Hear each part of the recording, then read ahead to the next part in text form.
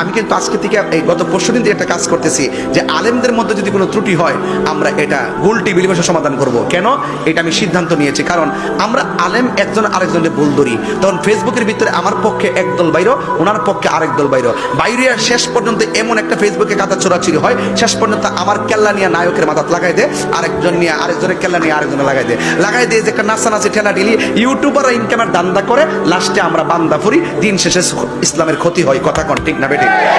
এই জন্য আমি সব ধরনের আলেমদেরকে বলবো, যদি আপনাদের মধ্যে কোনো সমস্যা থাকে আপনারা একটা কাজ করবেন, ব্যক্তিগতভাবে ফোন দিবেন, ফোন দিয়ে এক জায়গায় বসবেন, বৈশা সমাধান করবেন। কিন্তু ওই যে অনলাইনে ফেসবুকে ওই ওই কোনো ধান্দাবাজকে সুযোগ দেওয়া যাবে না। এমনি তো অনেক শত্রু আছে কিনা বলেন? এরপরে তাদেরকে সুযোগ দেওয়া যাবে না, ফেসবুকের খাতা ছোড়াছুরি করা যাবে না, এবং কমেন্টস বক্সে কোনো গালাগালি করা যাবে না। যদি কোনো সমস্যা হয় এটা বাংলাদেশ যে কোনো জায়গায় যাওয়া যায়, কথা করে একটা ফোন দিবেন, ভাই আপনার বক্তব্য আমার সমস্যা মনে হয়েছে,